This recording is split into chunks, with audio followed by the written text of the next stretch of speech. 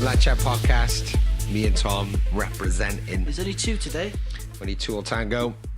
We couldn't do a show yesterday, so we've done it today. And the reason being why we couldn't do it yesterday is because we had our premiere for the feature film, myself, Tom, and Mr. James Plum produced at the Tram Shed. It went down quite well. Really nice night. Really good turnout. We sold out the room, and many of the cast and crew were there, including their loved ones. And it was great. So it was kind of a rap party stroke premiere stroke. Best way to do it, James. Yeah, so it was nice to see everybody. And the screening went well. It looked great on the big screen. Very, very happy. Yeah. No, we just thought we'd have a little chat about that. We talk about indie filmmaking today, Indie filmmaking, yeah. So, I mean, for you, Tom, what is indie filmmaking then? Well, it means different things to different people. Indie filmmaking, typically low budget, isn't it? It's a hard, obviously. I've come from a more commercial background, as you know, with it, where the budgets are massive, and then it's different. It's almost a neglect for the money. Do you know what I mean? Yeah. Whereas we have to. It's better for creativity, I think, because you have to, we make films that we can make, don't we? Not films you can never make. And I think there's so many limitations. It really helps creativity, doesn't it? I think. You're forced, aren't you? Yeah, when you're skint, and typically locations are always an issue. Having too many cast actors and crew, that's expenses you got to fork out there as well. And when he's tight and you gotta kind of skirt around issues, usually within the script. So instead of shooting it here because you can't get access or you can't afford that location, right? Okay, let's rewrite the script. Yeah. So we kind of maintain the story, but what we then write doesn't cost us a bloody fortune to film, and that's good practice, I suppose. Now, I'm not sure if you find it the same, but we've been to see other independent films, and we're always surprised when we hear that the budget was $100,000. Yeah. Because we're like, what the fuck were you spending your money on? Okay, if it's a science fiction film, or we went to see that film, didn't we? Was it Dark Signal? Yeah. And that was a budget, didn't you say, about $350,000? Yeah. Now, don't get me wrong, very good film, very good looking film as well. But it makes you wonder, where did all the money go? Was it all absolutely necessary? Yeah. There was one or two big actors in the film, wasn't there? So I suspect a big chunk probably went to them. Because you have to consider getting the film out there. You have to consider, right, okay. Distribution, Yeah, how are we going to reach people? How are we going to make this more appealing? And, if you've got a big name, that can help, obviously, yeah. So there are things like that. Now, I think we are true independent. Yeah. Because we literally are.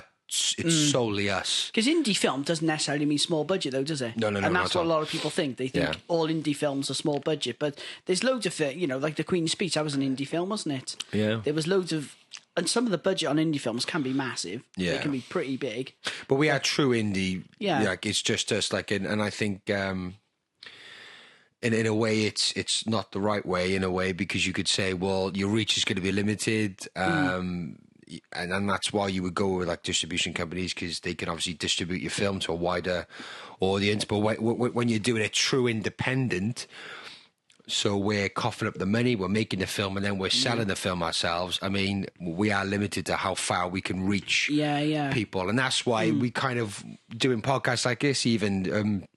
Vlogs that I do with Jim and doing Q&As like we done yesterday, they're all important to kind of connect with people and appeal to people, to a wider audience, and get your stuff out there, because it does cost a lot of money. Yeah, well, it cost our last film with the budget is $3,000, wasn't it? £3,000, yeah, which is fucking dirt cheap. But we are just regular guys. I got to go work soon. Tom, luckily you're off today because yesterday's shenanigans. But Tom will be back in work now, working crazy hours. And all this money comes out of our back pocket.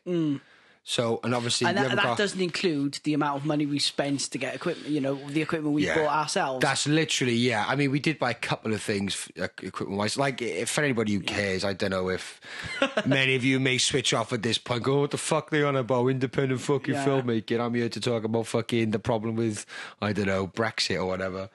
But you know, it's kind of interesting, and if you like films, then maybe you'll find this interesting as well. But anyway, you know, we shot Little Monster on a GH4, which is you could pick one up now for £500-600, but it shoots really good quality video. It has its limitations, but it looks. You know, I think for the regular Joe, if you were to shoot a shot with a GH4, in the best conditions for the GH4 with a nice lens, and then equally then shoot next to like a Red or like an Arri Alexa, I think you would see a subtle difference, perhaps, but maybe it wouldn't be stand out. And I think there are reasons why you would go with a Red. And a more of a production cinema camera because of the capabilities it has over the GH4. But if you understand limitations of a camera and what it could do, then you can achieve good enough results. And I think what we do, particularly, we know our limitations. And we use that to our strengths. Yeah. Where a lot of people, you know, I've worked with other filmmakers, say, oh, we haven't got this, we need this, we would, you know... What's the point of moaning if you haven't got it, isn't it? Yeah. I mean, I think that's the thing. A lot of people, like, you just have to just go and do it. Yeah, no, definitely. You know, like when I first DP'd a film was Night of the Living Dead Resurrection, and, you know, I had no idea what I was doing. And we shot that on a fucking Handycam, like a Panasonic Handycam. The idea of changing lenses didn't even occur to me. White balance was like, you still did it though, didn't you, James? But we made a feature film. I mean, okay, this was like 2011, I think it was. So this is like, 7 years ago, nearly 8 years ago now. And you know, and we got kind of, you know, good success. Well, I didn't get any money really from it, but the film done well for people who backed it and for the distribution companies. And it was. And you don't know how much money that made you. No, I'm not privy to that information. They don't tell me. But you know that kind of went to that was in America, over Europe. You know, it kind of reached shelves all over the world. And again, it was shot on a shitty camera. Yeah, because you literally bought it from the shop, didn't you? Like, I bought one, and it was pretty nice. I shot a short film with it. Jim met with a producer guy. They wanted to remake Night of the Living Dead. It's like, I'll get Jim to shoot it. And at the time, I was experimenting with cameras, right? I wasn't really I didn't see myself as a DP. I didn't have a clue what one would do, really.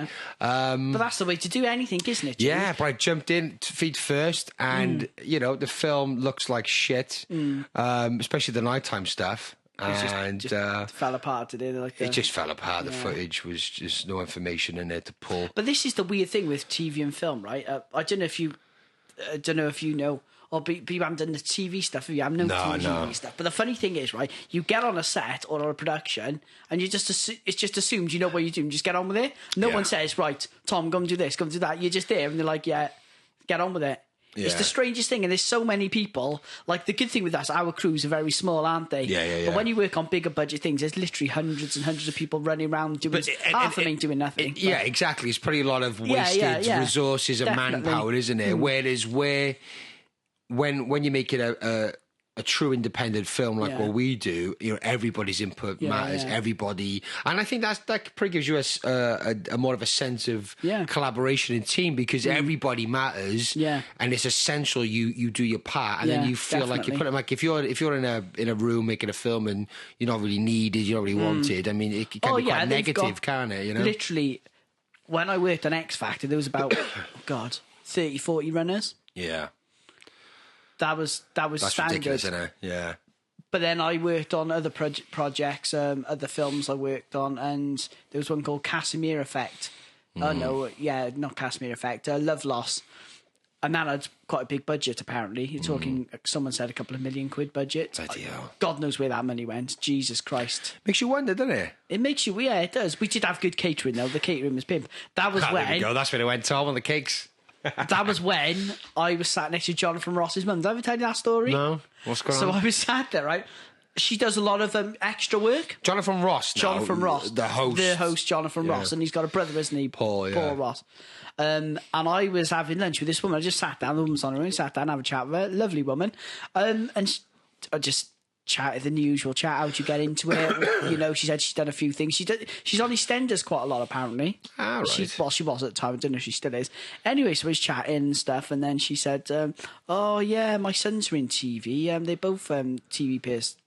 She didn't say much. She just said, oh, yeah, I got her. She didn't mention who she was, see? So she said, oh, yeah, my son Jonathan and Paul.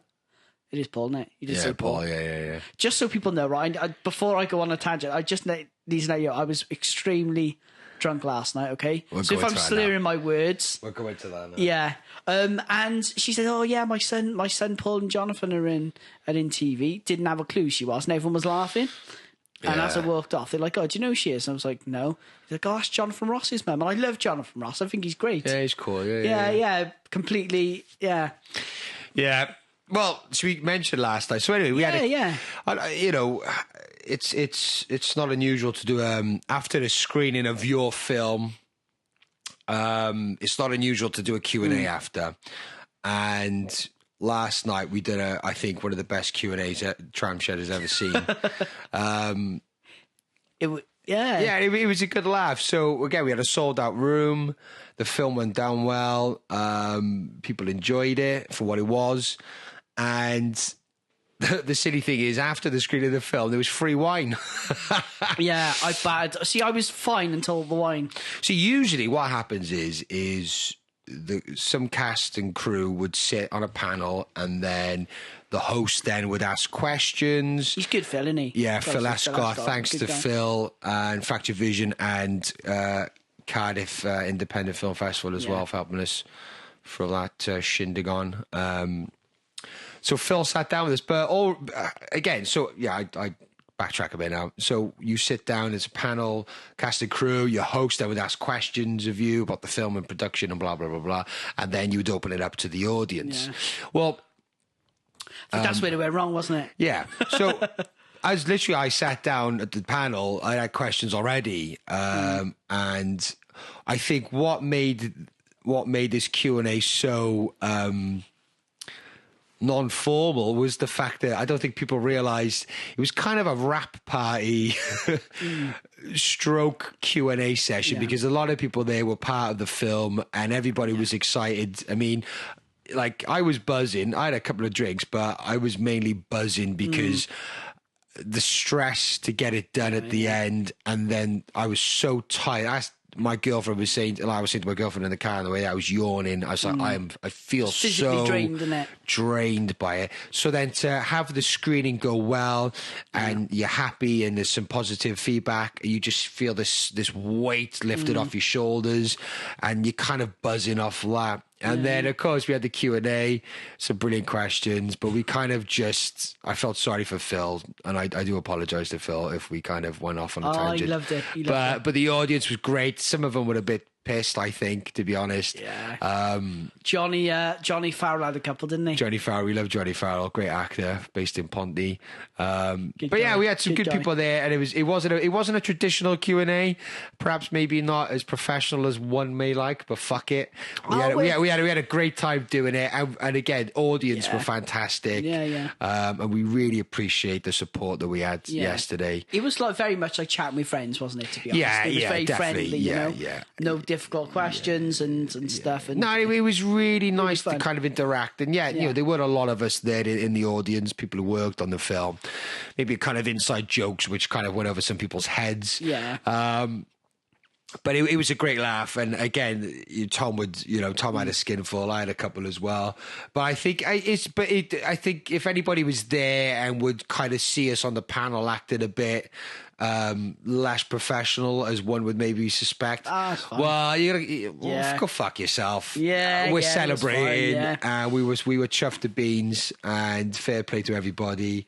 and Mr. Plum in particular, really worked his balls off on the film. No, and good guy. And this is it now. This is we got another film coming up, a comedy. Yeah. That's coming up, and we're really excited for the future for Mad Science Films. And we've almost cast already, haven't we? We were doing a bit of casting last night, to be honest. We were casting whores last night, James. Casting whores last night. But again, but we love making films. There is the work of PR and promoting afterwards, which I don't really it's not really my forte, but it's an absolutely essential part of it. And getting your film out there to an audience is important if you want to succeed, because obviously every time you make a film it costs money, so we need to make money from the previous film to then go into the next and I think that's important for people to know as well, isn't it? That what a lot of people, whenever you mention film, people always think there's loads of money involved and stuff like that. And at the top, yes, there is, but at the bottom, it's like anything else. Literally, we are going to come up with a campaign of sorts to sell DVDs and other various things to do with our feature film Little Monster. And when we do, we'll obviously let you guys know.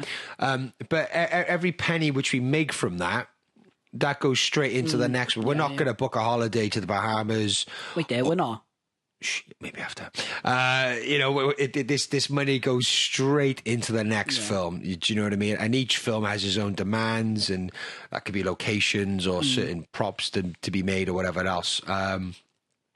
But yeah, so exciting times, exciting times. And what I think what we're doing, which made you want to get on board with this, is we're giving people money up front, aren't we? Like some actors and some and key cast. Because I've been unfortunately burnt. People do. Yeah. People owe you money for work that you've done, and it's a really nice feeling to know that the film's made, the film's done and completed. Everybody has a smile on their face because money owed is paid. And then that means then you could build a family of trusted individuals, actors and crew to go into the next film. And there's a trust there, and there's an understanding there, and there's a camaraderie there, and a good team ethic, because you need it with a film. It's not like being a musician or a painter, is it? No. With a musician, you could pretty much pick up a guitar, write a song. A painter could just pick up a paintbrush and paint. To make a film, there's so many different people you need to be involved in that. Yeah, definitely. No, I agree. And like you said, hope we're doing it the right way. And what's most telling is people want to work with us again. So that's the most telling part. And but last night was great. Oh, James, I was battered. Talking about a skinful. I literally, classy me, right? So I dropped one of the actors home, me and Claire.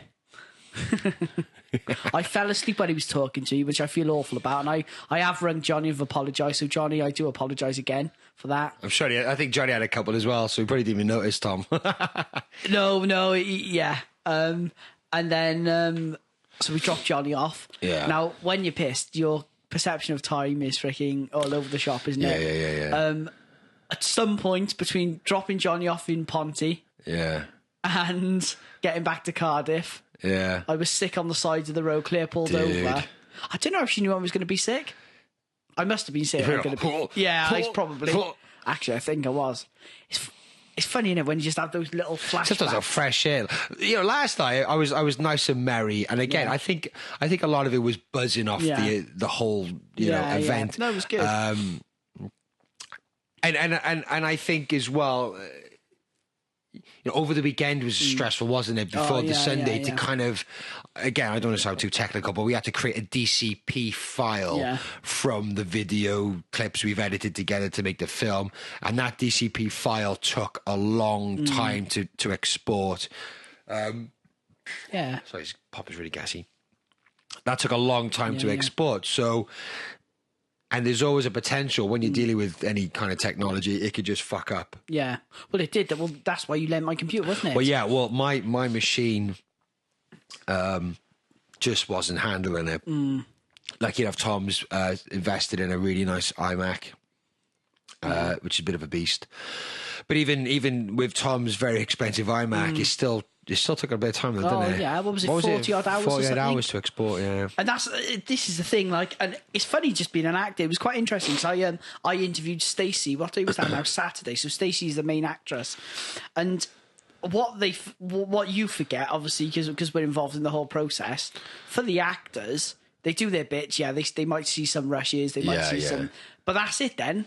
That's it until the film's done. They've got no other... Yeah, that's it. It's funny, isn't it? So for them to see... Because, like, I do come across as a miserable fuck sometimes, right? No, I don't think you do. And that's fair enough. Whatever. But, like, my girlfriend was saying to me, are you excited about the screen? You excited about the screen? Yeah. I was like, yeah, I am. It'd be nice to see on the big screen. But, like, I'm so exhausted from the film and just so tired. And then to have like literally you've worked your balls off on this project, and then the day after it is finished, you've got to then go to an event to then watch it again and then discuss it. So you're kind of like, but although it was a good event and a good time doing it, but you're so drained from it. Because, like you said, we're involved in every single process of the film. And I've had many filmmakers say they start to hate their own film. Yeah, they do. They really start to hate their own film. Well, what a lot of people forget is, or neglect, is how many times you actually watch the film. Like, how many times have you seen that film? It so intimately. God, loads, you must have seen it several dozen times at least. Loads of times, yeah. And by the time, a lot of filmmakers will watch their films after. They're so sick of the films. And imagine if you got hundreds of millions of pounds and the stress that involves. Hundreds of millions of pounds on your shoulders. But this is the point now. That's why I think having 3 producers is kind of good to have somebody have that perspective back. Like, the next film we make now will be me, myself and Tom co-directing it. And then... It's about porn. Yeah, it's about porn. But you don't see any porn. It's not. It's a comedy. Good. It's a comedy. I'm looking forward to it, James. Yeah. So and the good thing is there'll be the 3 of us producing this. It'll be myself, Jim and Tom.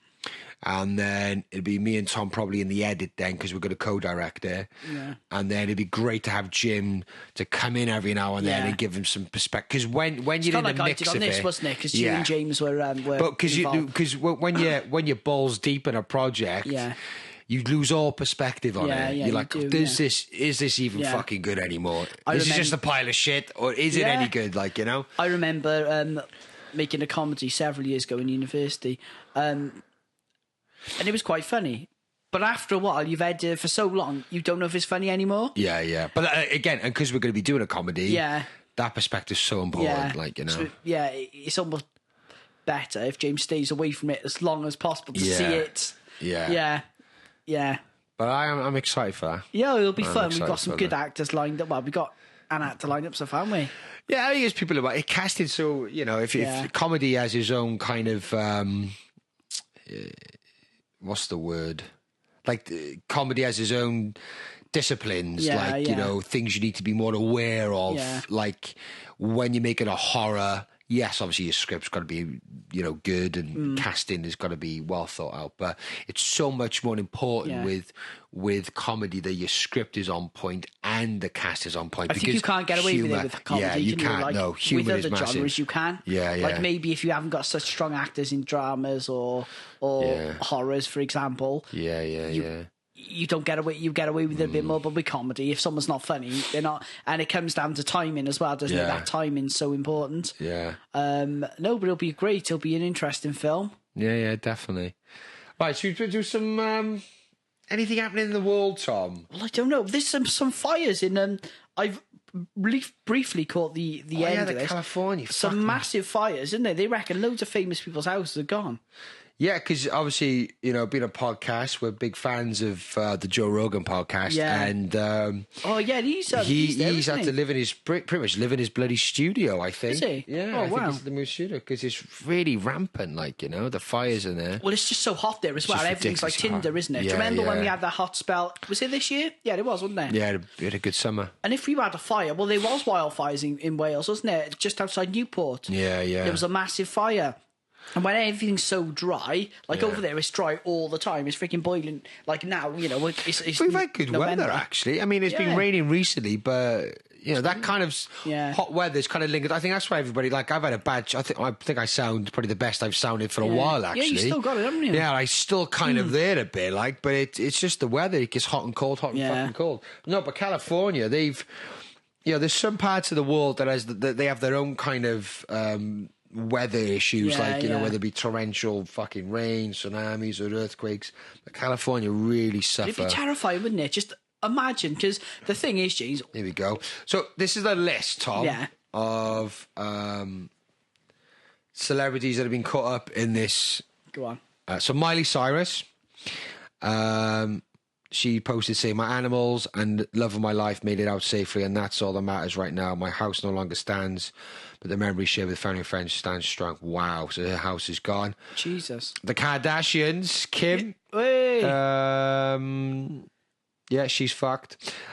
Jesus Christ, Gerard Butler. Wow, what a picture. I'm going to show you that. You can see that, but that's an image of him. I believe that's him outside his house. Look at that. Oh, wow. Wow. You would be... God, that looks like a film, you would be forgiven it? to think that he's on set there. Jesus, well, I did see that photo and I just assumed that. I didn't realise that was his house. So he's put, "Returned to my house in Malibu after evacuating. Heartbreaking time across California, inspired as ever by the courage, spirit and sacrifice of firefighters." Yeah, they got a tough job out there. Oh, yeah. Well, it's almost impossible to put these fires out, isn't it? That's the problem. Robin Thicke and April Lovegeary, don't know who the fuck they are. Robert Thicke, he's a singer, isn't he? I'm not sure. Yeah, Thicke. Martin Sheen, Senior, Lady Gaga, Will Smith. Oh, no. Willie? I mean, ultimately, right, they got insurance. This is what I was thinking, James. Like, the rich people, like, you think of the celebrities, yes, it's sad for anyone, to lose your house, but they can put themselves up in a freaking hotel till it's all sorted, can't they, James? Yeah, they'd be absolutely fine. But it's like these poor people, isn't it, James, who lose everything, and literally that's the end. There's actually footage now of burnt out cars with bodies in there. Oh, God, no. Yeah, they reckon 30-odd people have been killed. God, that's been blurred out, but that's images. I mean, it's a bit graphic, people. That is devastating. That's terrible. Fucking wow.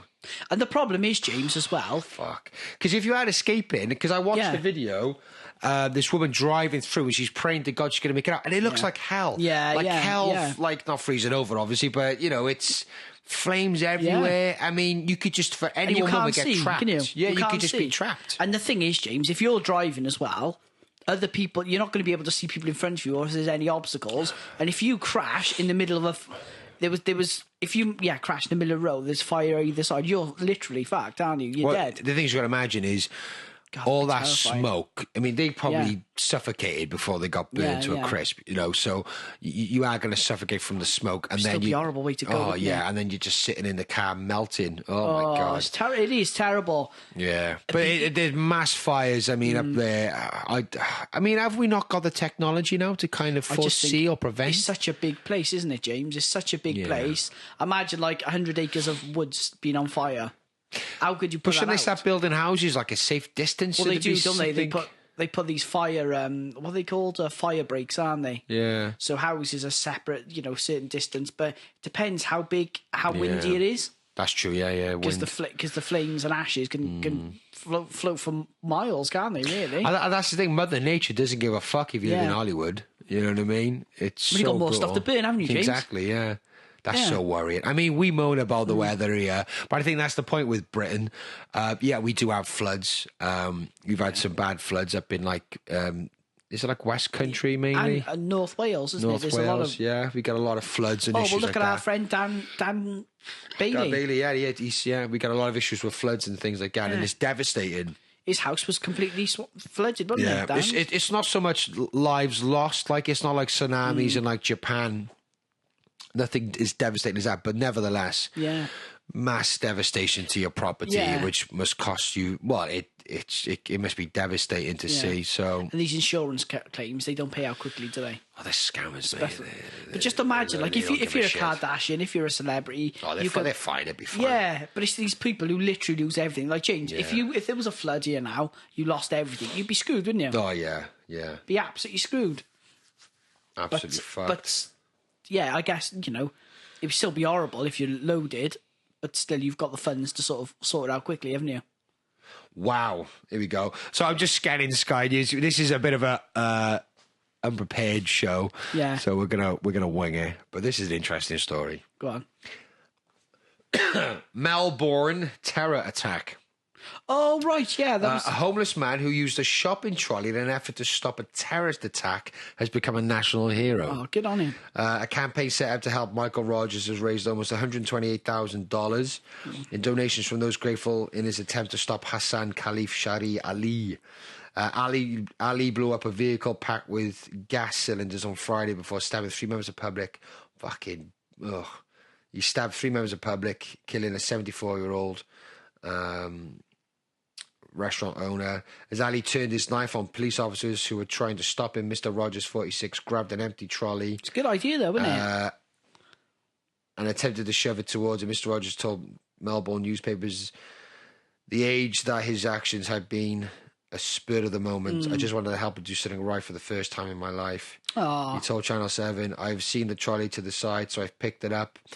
I ran it through the trolley straight at him. Got him, but didn't get him down. And I did that motion about quite a number of times. Yeah, I seen that, 'cause there's footage of him, isn't there? Fucking hell. Oh, it's terrorism shit, man. But good on that guy, James. Good on him. Like, the thing is, it's easy to say... I do this, I do that. Yeah. But in the heat of the moment, I mean, that's the thing. If you're looking and somebody's getting stabbed, I don't think we realise how traumatic that would actually be. Because, it'd be horrible. You know, I've never seen somebody get stabbed in the flesh. No. You know, and how fucking traumatic would that be? So and the thing is, it's thinking that quickly, isn't it? Because, you know, I think, you know, I'm a logical bloke, and if I thought if something was happening, you'd want to help, but then you've got a son. Do you know what I mean? Yeah, you'd have to consider that. Like, do I want to get killed? My son's going to be without a dad for the rest of his life. And everything flashes through your head, doesn't it? But these people are selfless, aren't they? It's like these people are really selfless. It's kind of like these people. I was watching this program. And it was about how to survive disasters. And they say the key is to stay calm. The people who stay calm almost always survive. Depending on what it is, of course.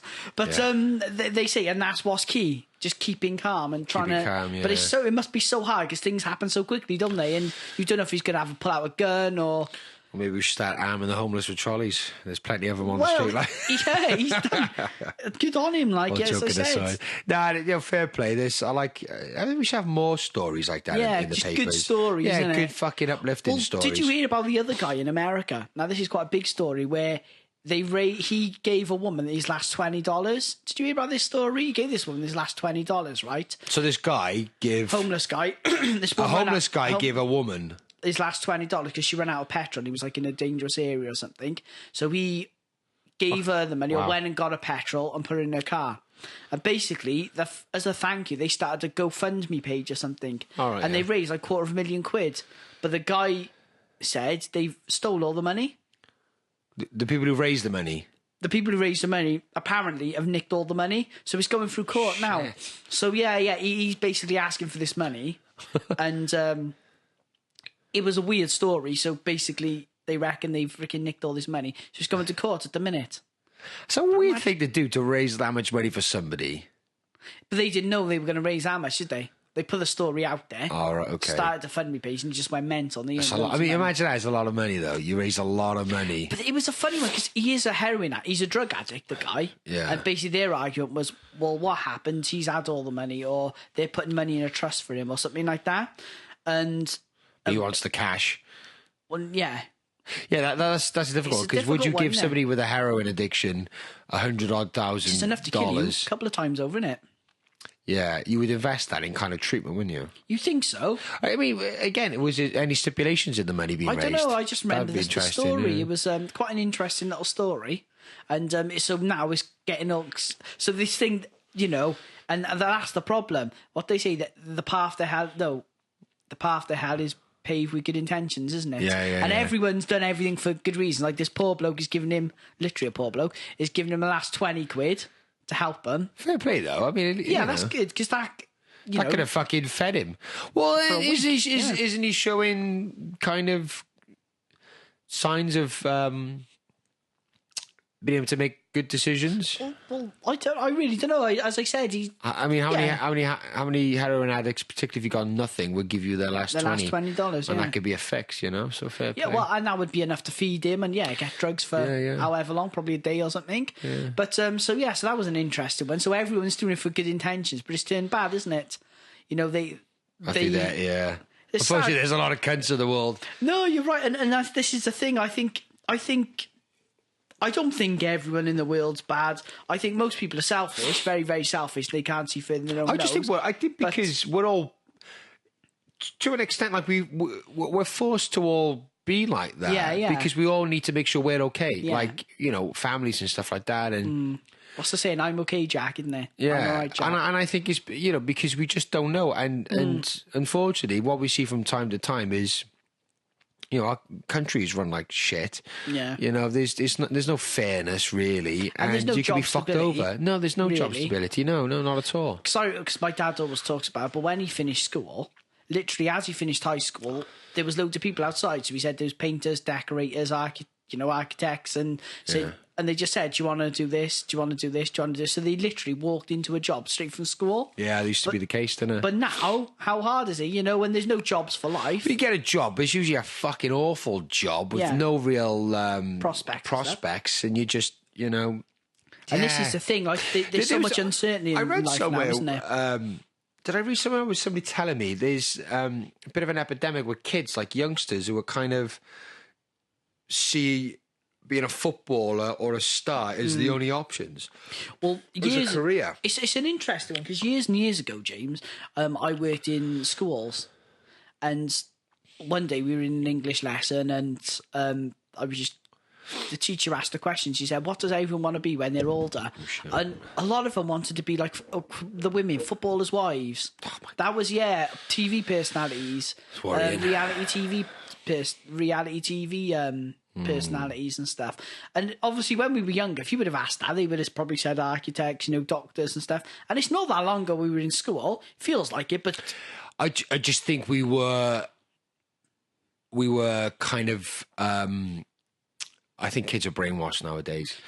I mean, I suppose when we were kids, older generations would have said that about us, but I think really brainwashed now because it's fucking everywhere. And I just think the celebrity culture is huge now, isn't it? It's massive. I mean, I remember when Big Brother first came out, and it was like a social experiment. Nobody really looked into it. It was like a really cool, and they were like good idea. Genuine people in there. Like if you were to line up all the people in the first ever Big Brother to the most recent, it would look like a list of normal people and then a list of fucking people with agents, fake, shallow. Do you know what I mean? Well, a lot of these people do have agents now going in there, don't they? That's shocking. It's not reality. It's not reality. No. It's fake reality TV. Yeah. And unfortunately, we're for some reason looking up to these people. Well, the kids are looking up to these people for like inspiration. But what are they? What? There's no substance to them. Well, nowadays there's a culture of people being famous for being famous, isn't it? It's like the Kardashians. They're literally famous for being famous, and they're idolised. I said this before, but when I went to America, on almost every channel was Kardashians. They were adverts. There was something. They're a brand, aren't they, in themselves, And the thing is, they're all doing it. So there's always one of them on TV doing something. But branding is, I mean, again, we've gone full circle, but again, with the film, it's about branding. It's about branding and it's about reach and looking at what sells. But it's just worrying what is selling and what is more popular. Yeah, no, it's interesting, isn't it? And it's the way of the world. And like you said, it's a get quick fix culture as well, isn't it? Oh yeah. And everyone's out for their own, get their own, get what you can when you can, because you never know what's going to happen tomorrow, which is true, but it's kind of rammed down your throat, isn't it? And even people to the point of like schizophrenic, everybody's panicky and so selfish and like, I need to make sure I'm totally safe and all that, and I'm guilty of that as well. But I think it's like like the UK. There's no certainty. It's all uncertain. You don't trust the governments and the politicians, and I think that trickles down then into like society and communities. Then, well, even in my job, right? Obviously, I work in benefits, and I see people. The uncertainty these people live in, it must be terrifying every day waiting for something coming through the post. Like, we're working anyway, but imagine every single day worried what's going to come through the post. Oh, yeah. And some of these people can't work because they... I had a chat I went out for breakfast this morning with some people, and we talked about money, and I was surprised when I asked the question, like, could you get your hand on £100 if you needed to right now? And they're like, well, no. Yeah. And you take it for granted, like that. Like, I could, if I need £100 now, I could get it, right? Yeah. I could just get it. That's fine. And it's not about I could just get it. I mean, £100 is not a great deal, but £100 for some people is a great deal. Yeah. Like, you know, and I speak to people all the time, and they tell me things like, you know, they specifically plan out a shop for each week, and it's this amount, and there's no giveaway. There's no, if I'm a bit short, I'll just top it up another 20 quid. It's like, no, we are limited to that. Sad, isn't it? You know, and that is a difficult situation to be in. I mean, I don't know how much of it is down to just it's lifestyle really choices. bad circumstances, poor lifestyle, or just totally irresponsible with money. Yeah, it's probably a mixture, you know. Yeah, and I think what people need. And I think this is because I had a conversation because I work at a school. I had a conversation with a senior member of staff there once, and we were discussing like the curriculum. I really think children need to in high school need to start understanding about money. Yeah, and understand how money works, understanding how politics work, right, and stuff like that. And also, I think what really should be put into the curriculum is philosophy. Teaching people how to think is so fucking thinking, isn't it? massive. And the rest, if you could teach people how to think or show them different perspectives, that's huge. Yeah. Imagine our generations now with all the information that they have access to. See, that's the thing. You give them all the access, you give them all the help, you give them this, you give them give, but you've not taught them how to think. Yeah. And that's, I think that's important. And, you know, with going back to my job, I work almost exclusively with people's finances. Pretty much all our stuff is people's finances. And it's true. Part of it is people not making good decisions with money, but a lot of it is people just being on really low wages. And the thing is, James, the cost of everything's always going up. Inflation, inflation goes up all the time. The wages don't go up, and it's literally people just getting by. And like you said, I think there was a study out recently when they said, I think along the lines of what you said, they asked loads of people if you needed like 100 quid or 200 quid, whatever it was, who could put their hands on, and there was some like only 30% of people could. Yeah, that's craziness. Yeah. That's absolute craziness. Oh, I don't know. Sad. This will get better. Right.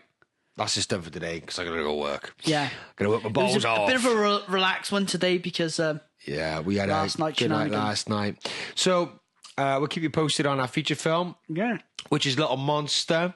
Find it on YouTube. Little Monster, you can search for Mad Science Films. That's the production company which we're involved in. So Mad Science Films, check them out on Facebook. We're on Twitter and we're on YouTube, Instagram. Mad Science Films. On Instagram as well. Yeah. Mad Science Films are on there too. So check that out for updates. And you can find us on Lad Chat Podcast on Yahoo. That's our email, ladchatpodcast@yahoo.com. Someone will email us one day. Get in touch, you fucks. What's the matter with you? Lad Chat Podcast, Twitter, YouTube, SoundCloud, and iTunes as well. All right, then. That's it done. Goodbye. Cheers.